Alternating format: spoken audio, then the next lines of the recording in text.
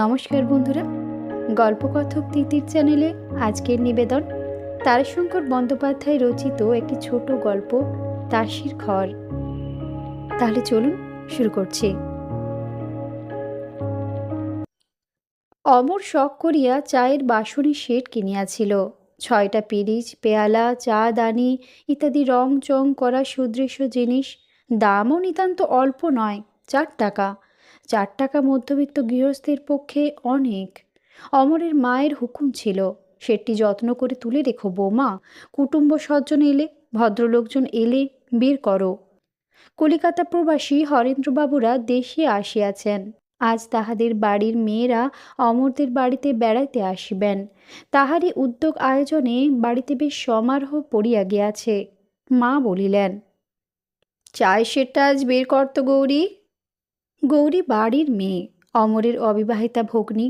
মা চাবির গোছাটা গৌরীর হাতে দিলেন। গৌরী বাসনের ঘর খুলিয়া জার্মান সিলভারের ট্রে সমেত সেটটি বাহির করিয়া আনিয়া বলিল, 5টা কাপ রয়েছে কেন মা?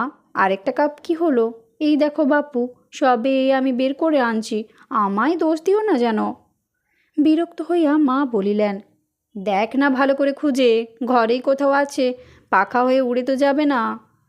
গৌরী সেটটা সেইখানে নামাইয়া আবার ভালো করিয়া ঘর খুঁজিয়া আসিয়া বলিল, পাখাই হলো না কেউ খেয়েই ফেললো সে আমি জানি না বাপু, তবে ঘরের মধ্যে কোথাও নেই। দুমদাম করিয়া মা ঘরে প্রবেশ করিতে করিতে বলিলেন, তোমার দোষ কি মা? আমার কপালের দোষ। তোমরা চোখ কপালের উপর তুলে কাজ করো, নিচের জিনিস দেখতে পাও না। গৌরীর চোখ হয়তো কপালের উপরেই উঠিয়া থাকে, কিন্তু ক্ষেত্রে গৌরীর অপরাধ প্রমাণিত হইল না। পেয়ালাটা খুঁজিয়া পাওয়া গেল না। মা হাঁকিলেন, বৌমা। বৌমা অমরের স্ত্রী শৈল। উপরে তখন ঘর দুয়ার ঝাড়িয়া পরিষ্কার করিয়া অতিথিদের বসিবার স্থান করিতেছিল। সে নিচে আসিয়া শাশুড়ির কাছে দাঁড়াইয়া বলিল, আমায় ডাকলেন? শাশুড়ি বাসন অন্ত্রপ্রাণ, সিন্ধুকের চাবি পুত্রদের দিয়া বাসনের ঘরে চাবি লইয়াই বাঁচিয়া আছেন। পেয়ালাটার খোঁজ না পাইয়া ফুটন্ত তৈলে নিক্ষিপ্ত বার্তাকুর মতো সশব্দে জ্বলিতেছিলেন। তিনি বলিলেন, হ্যাঁ গো রাজার কন্যে, নলে বৌমা বলে ডাকা কি ওই বাউড়িদের না ডোমেদের? শৈল নীরবেই দাঁড়াইয়া রহিল। উত্তর করা তার অভ্যাস নয়। শাশুড়ি বলিলেন, একটা পেয়ালা কেন পাওয়া যাচ্ছে না? কি হলো? একটু নীরব থাকিয়া বধূ বলিল, ও আমি ভেঙে ফেলেছি মা। শাশুড়ি কিছুক্ষণ বধূর মুখের দিকে চাহিয়া থাকিয়া বলিলেন, বেশ করেছ মা, কি আর বলবো বলো। সত্য কথা, এমন অকপটভাবে অপরাধ স্বীকার করিলে অপরাধীকে মার্জনা করা ছাড়া উপায় থাকে না। সশব্দে দরজাটা বন্ধ করিয়া দিয়া শাশুড়ি বলিলেন, ও 5টাকেও ফেলে দেব আমি চুরমার করে ভেঙে। রাগ গিয়া পড়িল চায়ের সেটটার উপর। শৈল সবই নীরবে সহ্য করে, সে নীরবেই দাঁড়াইয়া রহিল। শাশুড়ি বলিলেন, ভেঙেছ বলা হলো বেশ হলো, আবার চুপ করে দাঁড়িয়ে রইলে কেন? যাও উপরে কাজ সেরে এসো, জলখাবারগুলো করতে হবে। শৈল উপরে চলিয়া গেল। কিছুক্ষণ পরে হাসি মুখে আসিয়া রান্নাঘরে শাশুড়ির কাছে দাঁড়াইল। শাশুড়ির মনের উত্তাপ কমিয়া আসিয়াছিল। বলিলেন, নাও তোমাদের দেশের মতো খাবার তৈরি করো। শৈল খাবারের সাজ সরঞ্জাম টানিয়া লইয়া বসিয়া বলিল, সমস্তর ভেতরেই মাছের পুর দেব তো মা? মাছের পুর? হ্যাঁ, তা দেবে বই কি, বিধবা তো কেউ আসছে না। ময়দার ঠোঙার ভেতরে মাছের পুর দিতে দিতে শৈল বলিল, জানেন মা, এর সঙ্গে যদি একটুখানি হিং দেওয়া হতো ভারী চমৎকার হতো। বাবার আমার হিং ফিং কোনো জিনিস ভালো লাগে না। আর সেই যে হিং আমাদের বাড়িতে ঢুকতে দেন না, আফগানিস্তান থেকে কাবুলি সব আসে, তারাই দিয়ে যায়। শাশুড়ি বলিলেন, পশ্চিম ভালো জায়গা মা, আমাদের পাড়াগাঁয়ের সঙ্গে কি তুলনা হয়? না সেসব জিনিস পাওয়া যায়? শৈল বলিল, পশ্চিমেও তো সে হিং পাওয়া যায় না মা। কাবুলেরা যেসব নিজেদের জন্য আনে, খুব বাবাকে শুধু খাতির করে কি না, টাকা কড়ি অনেক সময় নেই, তাই সে জিনিস দেয়। শুধু কি হিং, যখন আসবে তখন প্রত্যেকে আঙুর, বেদানা, নাশপাতি, বাদাম, হিং এসব ছোট ছোট ঝুড়ির এক এক ঝুড়ি দিয়ে যায়। পাঁচজনে মিলে সে হয় কত, কাঁচা জিনিস অনেক পচেই যায়। ও ঘরের বারান্দা হইতে ননদ গৌরী মৃদুস্বরে বলিল, হ্যাঁ, এই আরম্ভ হলো এবার। অর্থাৎ বাপের বাড়ির গল্প আরম্ভ হইল। সত্য কথা, শৈলর ওই এক দোষ, বিনীত নম্র মিষ্টমুখী সুন্দরী বউটি প্রত্যেক কথায় তাহার বাপের বাড়ির তুলনা না দিয়া থাকিবে না। পাশের বাড়িতে তুমুল কোলাহল উঠিতেছিল, শাশুড়ি এবং বধূতে কলহ বাঁধিয়াছে। শৈল শাশুড়ি বলিলেন, যা হবে তাই হোক মা, আমার বউ ভালো হয়েছে, উত্তর করতে জানে না, দোষ করলে বকবো কি, মুখের দিকে চাইলে মায়া হয়। শৈল বলিল, ওর ছেলে স্ত্রীকে শাসন করেন না কেন? জানেন মা, আমার দাদা হলে আর রক্ষে থাকতো না, সঙ্গে সঙ্গে বউকে হয়তো বাপের বাড়ি পাঠিয়ে দিতেন। একবার বৌদি কি উত্তর করেছিলেন মায়ের সঙ্গে, দাদা 3 মাস বৌদির সঙ্গে কথা কননি। শেষে মা আবার বলে কয়ে কথা বলেন। তবে দাদার আমার বড্ড বাতিক, খদ্দের পড়বে হাঁটু পর্যন্ত, জামা সে হাত কাটা এতটুকু, তামাক না, বিড়ি না, সিগারেট না, সে এক বাতিকের মানুষ। শাশুড়ি বোধ হয় মনে মনে একটু বিরক্ত হইয়া উঠিলেন, বলিলেন, নাও নাও, তাড়াতাড়ি হাত চালিয়ে নাও, দেখো যেন মাছের কাঁটা না থাকে। শৈল বলিল, ছোট মাছ, কাঁটা বাছতে হাত চলছে না মা, তবে এই হয়ে গেল। কড়ায় এক ঝাঁক সিঙাড়া ছাড়িয়ে দিয়া সে আবার বলিল, মা আমার কখনো ছোট মাছ বাড়িতে ঢুকতে দেন না, 2 সেরের কম মাছ হলেই সঙ্গে সঙ্গে ফেরত দেবেন। কুচো মাছের মধ্যে ময়া আর কাঠ মাছের মধ্যে মাগুর। শাশুড়ি বাধা দিয়া বলিলেন, নাও নাও, সেরে নিয়ে চুলটুল বেঁধে ফেলো গে। কেশ প্রসাধন অন্তে শৈল কাপড় ছাড়িতেছিল। ননদ গৌরী প্রশংসমান দৃষ্টিতে ভারতীজায়ের দিকে চাহিয়া বলিল, উহ, রং পটে তোমার বৌদি, তুমি যা পরবে তাতেই তোমাকে সুন্দর লাগবে, আর আমাদের দেখো না, যেন কাঠ ফুরিয়ে। শৈল বলিল, এই যে দেবার মতো নয় ভাই, নইলে তোমাকেও দিতাম। আমার আর কি রং দেখছো, বাবা মা দাদা আমার অন্য বোনদের যদি দেখতে, তবে দেখতে রং কাকে বলে, ঠিক একেবারে গোলাপ ফুল। গৌরী বিস্মিত হইয়া বলিল, বলো কি বৌদি, তোমার চেয়েও ফর্সা রং? হ্যাঁ ভাই, বাড়ির মধ্যে আমি কালো। শাশুড়ি আসিয়া চাপা গলায় বলিলেন, আর কত দেরি বৌমা, ওরা যে সব এসে গেছেন। শৈল তাড়াতাড়ি মাথায় কাপড়টা টানিয়া দিয়া বলিল, এই যে মা, হয়ে গেছে আমার। ধনী কলিকাতা প্রবাসিনীদের মহার্ঘ উজ্জ্বল শয্যাভূষণ রূপ সমস্তকে লজ্জা দিয়া শৈল আবির্ভূতা হইল, নক্ষত্রমণ্ডলে চন্দ্রকলার মতো। প্রবাসিনীর দল মুগ্ধ হইয়া দেখিতেছিল। শৈল হাসি মুখে প্রণাম করিল। ও বাড়ির গিন্নি বলিলেন, এই যে চাঁদের মতো বউ হয়েছে তোমার দিদি, লেখাপড়াটাও জানি নাকি? শৈল মৃদুস্বরে বলিল, স্কুলে তো পড়িনি, বাবা স্কুলে শিক্ষা বড় পছন্দ করেন না, বাড়িতে পড়েছি, ম্যাট্রিক স্ট্যান্ডার্ড শেষ হয়েছিল, আর তারপরেই। কথাটা অসমাপ্ত থাকিলেও ইঙ্গিতে সমাপ্ত হয়ে গেল। ও বাড়ির গিন্নি বলিলেন, কে জানে মা, আজকাল কি যে হাল হলো দেশের, মেয়েদের আর কলেজে না পড়লে বিয়ে হচ্ছে না। আমার বউরা তো কলেজে পড়ছিল সব, বিয়ের পর সব ছাড়িয়ে দিলাম। শৈল উত্তর দিল, কলেজের কোর্স আমিও কিছু করেছি, তবে আমার বোনেরা সব ভালো করে পড়েছে, বাড়িতে দাদাই পড়ান। পড়াশুনোর দাদার ভয়ানক বাতিক কি না জানেন, বছরে 500-700 টাকার বই কেনেন, বাংলা ইংরেজি। বিলেতে থেকে ইংরেজি বই আনবেন। কাজকর্ম যদি করতে বলেন মা, কাজকর্ম অবশ্যই বাবারই, বিজনেস আছে, সেই বিজনেস দেখতে বলেন তো বলবেন, সম্মুখে জ্ঞান সমুদ্র মা, চোখ ফেরাবার আমার অবকাশ নাই। কোথায় তোমার বাপের বাড়ি? এলাহাবাদ। এলাহাবাদ গেছেন নিশ্চয়ই, আমাদের সেখানে 3 পুরুষ বাস হয়ে গেল, বাবা সেখানে কন্ট্রাক্টরি করেন। কীরকম পান টান? আমি তো জানি না, তবে মেঝো ভাই বলেন মাঝে মাঝে, এরকম করে আর চলবে না মা, তুমি বাবাকে বলো, পাকা বাড়িগুলো ভাড়া দিয়ে নিজে সেই খোলার বাড়িতে থাকবেন, টাঙায় চড়ে কাজ করে দেখাবেন, মোটর কিনবেন না, এ করে চলবে না। বাবা বলেন, এ আমার পৈতৃক বাড়ি, যেমন আছে তেমনই থাকবে, ভাঙবও না, অন্য কোথাও যাব না। আর গাড়িও আমি কিনবো না। ছেলেরা বিদেশি হবে, আমি রোজগার করছি, তারা যদি না পারে। জানেন, লোকে বলে মহেন্দ্রবাবু এক হিসেবে সন্ন্যাসী। শৈল কথা শেষ করিয়া মৃদু মৃদু হাসি হাসে। প্রবাসিনী গিন্নি একবার শৈল শাশুড়িকে বলিলেন, তাহলে ছেলের তোমার বেশ বড় ঘরে বিয়ে হয়েছে দিদি, তোমাদের চেয়ে অনেক বড় ঘর, তত্ত্ব তল্লাশ করেন কেমন বেয়াইরা? বিচিত্র সংসার, বিচিত্র মানুষের মন, কোন কথায় কে যে আঘাত পায় সে বোঝা বোধ করি বিধাতারও সাধ্য নয়। তোমাদের চেয়ে বড় ঘর, এই কথাটুকুতেই অমরের মা আহত হইয়া উঠিলেন। তিনি মুখ বাঁকাইয়া বলিলেন, কে জানে দিদি, বড় না ছোট সে জানি না, তবে বৌমাই বলেন বাপেদের এই বাপেদের ওই, কিন্তু তত্ত্ব তল্লাশও দেখি না। আজ 2 বছর ওই দুধের মেয়ে এসেছে, নিয়ে যাওয়ার নাম পর্যন্ত নেই। শৈল মুহূর্তে বলিয়া উঠিল, জানেন তো মা, বাবার আমার অদ্ভুত ধরন। তিনি বলেন, যে বস্তু আমি দান করলাম সে আবার আমি কেন আমার বলে নিয়ে আসব? তবে যাকে দান করলাম সে যদি স্বেচ্ছায় নিয়ে আসে তখন তাদের আদর করব, আমার বলবো। আর তত্ত্ব তল্লাশ এত দূর থেকে করা সম্ভব হয়ে ওঠে না। কিন্তু টাকা তো চাইলেই দেন তিনি, যখন চাইবেন তখনই দেবেন। শাশুড়ি বলিয়া উঠিলেন, কি বললে বৌমা? তোমাদের বাবা আমাদের টাকা দেন? কখন, কোন কালে?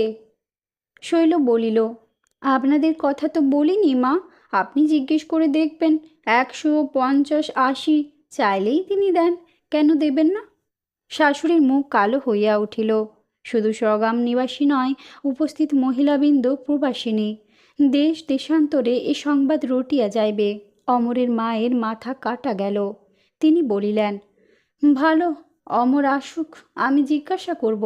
কই, ঘৃণাক্ষরেও তো আমি জানি না।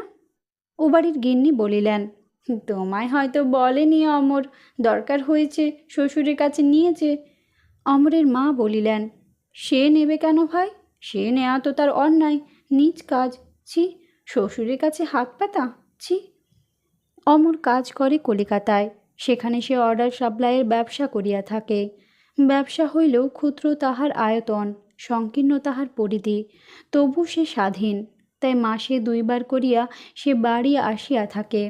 অমরের মা রোষকষায়িত নেত্রে পুত্রের আগমন পথের দিকে চাহিয়া রহিলেন। ধনী কলিকাতার প্রবাসিনীদের সম্মুখে যে অপমান তাহার হইয়াছে সে তিনি কিছুতেই ভুলিতে পারিতেছেন না।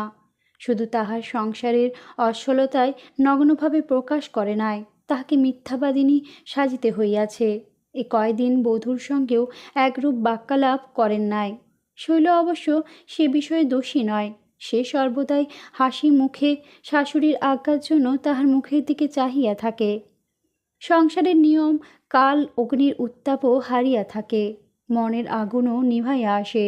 কিন্তু শৈলর দুর্ভাগ্য, শাশুড়ির মনের আগুন শিখা হস্র হইতে না হইতেই ইন্দ্রনের প্রয়োগে দ্বিগুণ হইয়া উঠিল। পাড়ায় ঘরে ঘাটে এ লইয়া যে কানাকানি চলিতেছিল সেটা ভালোভাবে ক্রমশ জানাজানি হইয়া গেল। সেদিন সরকারদের মজলিসে একতফা প্রকাশ্য আলোচনার সংবাদ অমরের মা সকর্ণেই শুনিয়া আসিলেন। দিন 10 পরে কিসের একটা ছুটি উপলক্ষে অমর বাড়ি আসিবার কথা জানাইয়া দিল। শৈলর মাথায় যেন আকাশ ভাঙিয়া পড়িল। কথাটা মিথ্যা। বারবার সংকল্প করিয়াও এ বিষয়ে স্বামীকে কোনো কথা লিখিতে পারে নাই। কোনো অনুরোধ জানাইতে কেমন যেন লজ্জাবোধ হইয়াছে। তাহার হাত চলে নাই, ঠোঁট কাঁপিয়াছে, চোখে জলও দেখা দিয়াছে। সে চিঠি কাগজখানা জড়ো করিয়া মুড়িয়া ছুঁড়িয়া ফেলিয়া দিয়াছে। শৈল আপনার শয়নকক্ষে স্তব্ধ প্রতীক্ষায় স্বামীর জন্য বসিয়া রহিলেন। অমর আসিলে সে তাহার পায়ে আছাড় খাইয়া পড়িবে। অকস্মাৎ অমরের উচ্চ ক্রুদ্ধ কণ্ঠস্বরে সে চমকিয়া উঠিল। অন্ধকারের আবরণের মধ্যে চোরের মতো নিঃশব্দে বাহিরে আসিয়া সে আশ্বস্ত হইল। ক্রোধের প্রসঙ্গ তাহাকে লইয়া নয়। অমর বচসা জুড়িয়া দিয়াছে কুলির সহিত। এই আধমাইল, মালের ওজন আধমন 25-এর, তোকে 2 আনা দিলাম, আবার কত দেব? লোকটাও ছাড়িবার পাত্র নয়। সে বলিতেছিল, তখন আপনি চুকিয়ে নেন নাই কেন মশাই? তখন যে একেবারে হুকুম ঝাড়লেন, এই ইধারাও, আমাদের রেট 3 আনা করে। হ্যাঁ দেন, দিতে হবে। নিকালো বেটা হারামজাদা, নিকালো বলছি। এই নে পয়সা, কিন্তু এক্ষুনি নিকালো সামনে থেকে বলছি। পয়সা ফেলিয়া দিয়া অমর ক্রুদ্ধ পদক্ষেপে বাড়ি ঢুকিল। দেখো না, লোকসান যেদিন হয় তেমনি করেই হয়।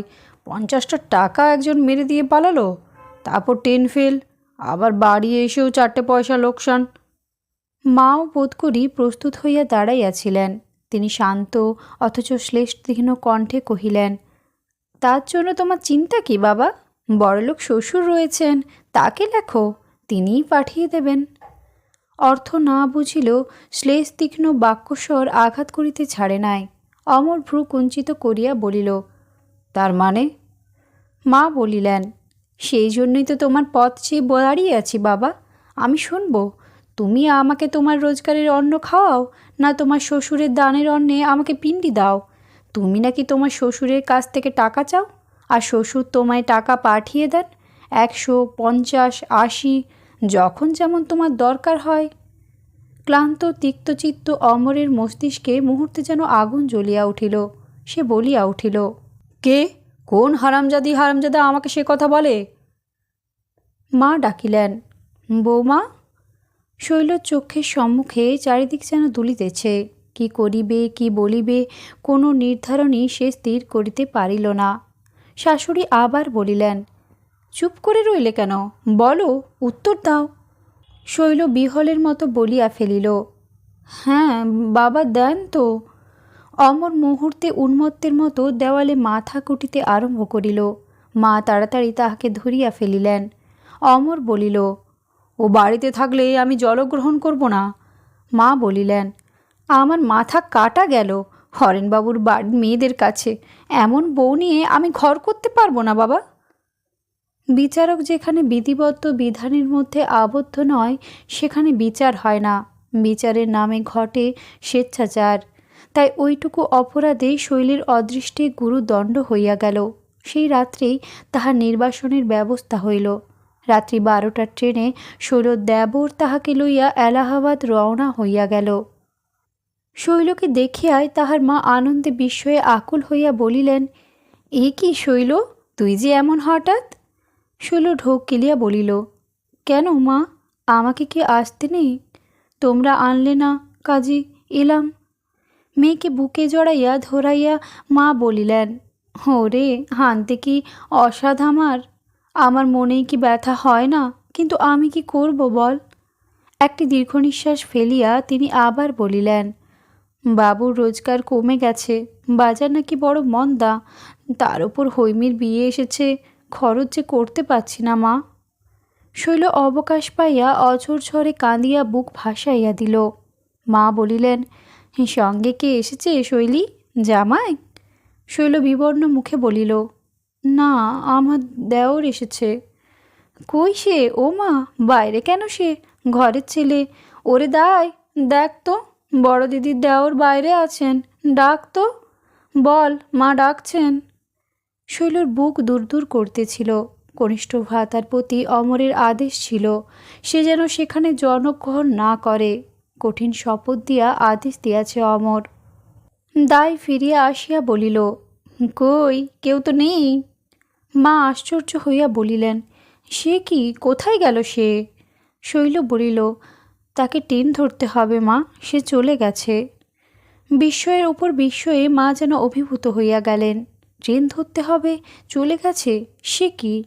শৈল বলিল, তাকে সিমলে যেতে হবে মা, একটা খুব বড় কাজের সন্ধান করতে যাচ্ছে। যে ট্রেনে আমরা নামলাম, এই ট্রেনে গিয়ে ধরবে, থাকবার তার উপায় নেই। মা আশ্বস্ত হইয়া বলিলেন, ফেরবার সময় নামতে বলে দিয়েছিস তো? একটা দীর্ঘ নিঃশ্বাস ফেলিয়া শৈল বলিল, বলে তো দিয়েছি মা, কিন্তু নামতে বোধহয় পারবে না, খুব জরুরি কাজ কি না। সিমলে থেকে কলকাতায় যাবে একটা কার চিঠি নিয়ে, পৌঁছতে না পারলে তো সব মিছে হবে।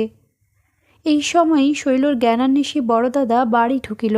পরনে তাহার খদ্দর সত্য, কিন্তু জরি পার শৌখিন খদ্দরের ধুতি, গায়েও শৌখিন খদ্দরের পাঞ্জাবি, মুখে ভ্রুকটা গ্লোডফেক সিগারেট, হাতে কতগুলি মাছ ধরিবার চারের উপকরণ। শৈলকে দেখিয়াই সে বলিল, আরে শৈলী, কখন? হ্যাঁ। হাসি মুখে শৈল বলিল, এই তো দাদা, ভালো আছেন আপনি? হ্যাঁ তা বেশ। কই তুই, নতুন লোক, খাস বাংলাদেশের মানুষ, কই দে তো এই চারগুলো তৈরি করে, দেখি তোর হাতের কেমন পয়। মাছ ধরতে যাবো আজ দেহাতে, এক জমিদারের তালাওয়ে। শৈল উপকরণগুলি হাতে লইয়া বলিল, চলুন না দাদা, একবার আমাদের ওখানে। কত মাছ ধরতে পারেন একবার দেখব। আর তোদের ওখানে খুব পুকুরে বড় মাছ নাকি? আমাদেরই পুকুরে খুব বড় বড় মাছ, আধমন, 15 সের, 25 সের এক একটা মাছ। জানেন দাদা, তখন প্রথম গেছি, একটা 18 সের কাতলা মাছ এনে দেওয়ার বললে বৌদিকে কুটতে হবে। ওরে বাপরে, সে যা আমার ভয়! এখন আর আমার ভয় হয় না। আধমন 25 সের মাছ দিব্যি কেটে ফেলি। যাবার তো ইচ্ছে হয় রে, হয়ে ওঠে না। কলকাতা যাই, তাও অমরবাবুর সঙ্গে দেখা করতে সময় হয় না। আবার তুই অবশ্যই যদি কলকাতায় থাকতিস তবে নিশ্চয়ই যেতাম। শৈল বলিল, আচ্ছা দেখব, আমাদেরও তো কলকাতায় বাড়ি হবে এইবার। অর্ধপদে বাধা দিয়া দাদা বলিল, কলকাতায় তোদের বাড়ি হচ্ছে নাকি? শৈল বলিল, হ্যাঁ, জায়গা কিনেছেন, ধীরে ধীরে হবে এইবার। মা পুলকিত হইয়া প্রশ্ন করেন, জামাই এখন বেশ পাচ্ছেন না রে শৈলী? শৈল মুখ নত করিয়া বলিল, দেশেও দালান করবেন। মাস দুয়েক পরই কিন্তু শৈলর মা অনুভব করিলেন কোথাও একটা অস্বাভাবিক কিছু ঘটিয়াছে। জামাই বা বেয়ান কেউ তো শৈলকে পত্র দেন না, সংবাদ লন না। তিনি স্বামীকে বলিলেন, দেখো, তুমি বেয়ানকে একখানা পত্র লেখো। মহেন্দ্রবাবু নিরীহ ব্যক্তি। শৈল অন্যের সম্বন্ধে যতই অত্যুক্তি করিয়া থাক, তাহার পিতার উপার্জনকে যতই বাড়াইয়া বলিয়া থাক, পিতার প্রকৃতি সম্বন্ধে অত্যুক্তি সে করে নাই। সত্যই তিনি সাধু প্রকৃতির নিরীহ ব্যক্তি। মহেন্দ্রবাবু স্থির কথায় শঙ্কিত হইয়া পরদিনই বেয়ানকে পত্র দিলেন। লিখিলেন, আমি আপনার অনুগৃহীত ব্যক্তি। শৈলকে চরণে স্থান দিয়া আপনি আমার প্রতি অশেষ অনুগ্রহ প্রকাশ করিয়াছেন। আশা করি, প্রার্থনা করি, সে অনুগ্রহ হইতে আমি বা আমার শৈল যেন বঞ্চিত না হই। আমি বুঝিতে পারিতেছি না সেখানে কি ঘটিয়াছে। শৈল কি অপরাধ করিয়াছে? কিন্তু অপরাধ যে করিয়াছে তাহাতে সন্দেহ নাই। সে কথা কোনো প্রকাশ করে নাই সে। তবুও এই দীর্ঘ 2 মাসের মধ্যে কোনো আশীর্বাদ তো আসিল না। সীমান অমর বাবা জীবনও তো কোনো পত্র দেন না। দয়া করিয়া কি ঘটিয়াছে আমাকে জানাইবেন। আমি নিজে শৈলকে আপনার চরণে উপস্থিত করিয়া তাহার শাস্তি দিব। তারপর শেষে আবার লিখিলেন, অমর সংবাদ না দিলেও শৈলর নিকট তাহার উন্নতির কথা শুনিয়া বড়ই সুখী হইলাম। কলিকাতায় বাড়ি করিবে শুনিয়া পরম আনন্দ হইল। আপনার মেজ ছেলের পরীক্ষার সংবাদ শুনিলাম। কয়েক নম্বরের জন্য প্রথম হইতে পারে নাই। আশীর্বাদ করি বিয়েতে সে যোগ্য স্থান লাভ করিবে।